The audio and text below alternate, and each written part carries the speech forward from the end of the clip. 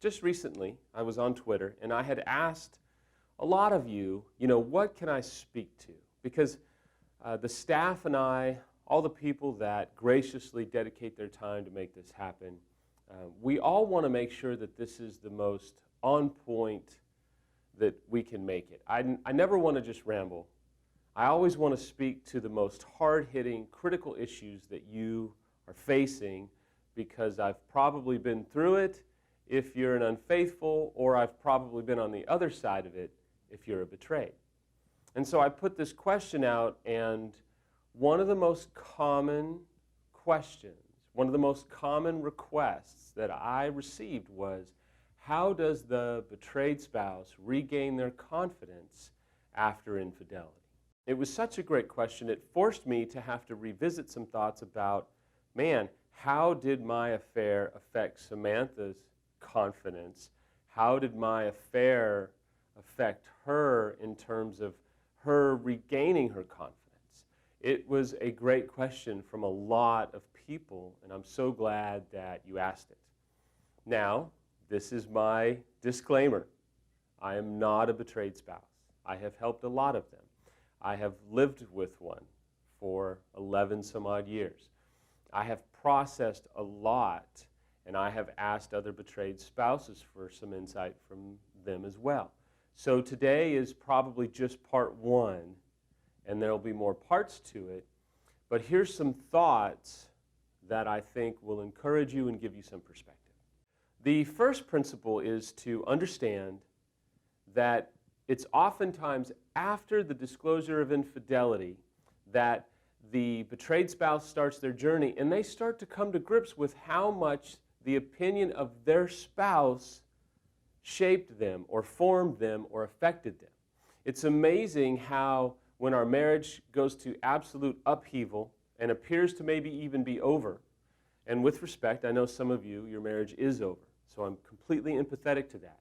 But it's the principle that when we take a step back, we start to realize just how much we based our own self-worth or our own self-esteem based upon what our spouse thought of us, or how our spouse saw us, or how our spouse talked about us. So how do we rebuild confidence? There has to be a rewiring to the way we see ourselves. We can no longer rest upon how our spouse saw us or sees us for our own self-esteem.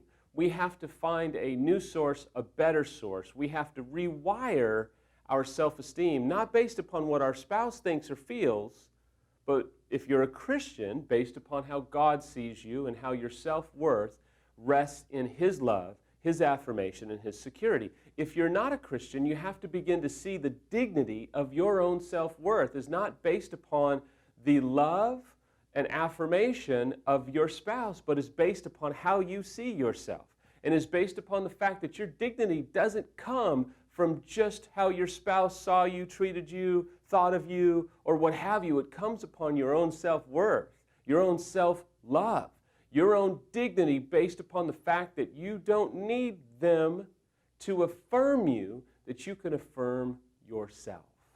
Another principle that a lot of professionals will tell you, even professionals that have experienced infidelity, they will tell you the biggest lies we believe usually come from the biggest hurts that we go through as children.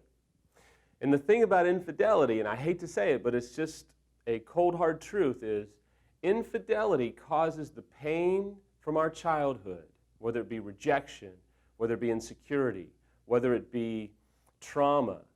Infidelity causes those childhood pains to reemerge. It takes the cork off them, and they bubble to the surface quicker than you know what to do with them.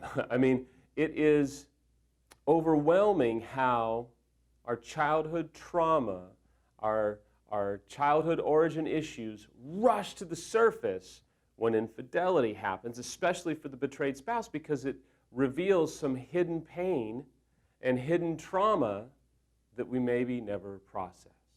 The messages that we received when we were young begin to reemerge. The voices from childhood begin to get louder The things that we have stuffed down have now all come to the surface. So as you can see, just in these last few minutes, man, we're unpacking a lot of trauma, a lot of pain, a lot of hurt, both from the infidelity, but also from our childhood. And even if we had a great childhood, the fact is the pain from infidelity can wreak havoc on your self-esteem regardless.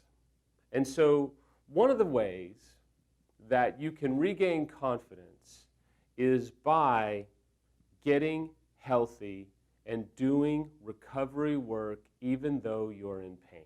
I know that's not rocket science, but confidence will reemerge as you start to get the right kind of help, which will cause you to see your trauma appropriately. It will cause you to see your past appropriately. It will cause you to push through the pain and be willing to see your pain, your trauma, your hurt the right way. Because if you're seeing it the wrong way, it's going to be a blockage to your healing.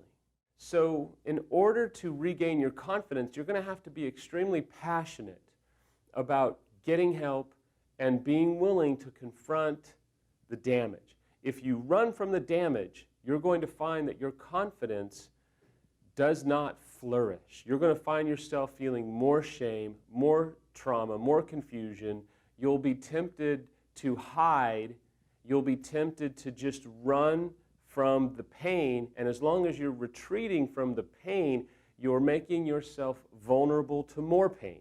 You're becoming vulnerable to even more damage. You're becoming vulnerable to habits and addictions and mindsets that only continue to imprison you.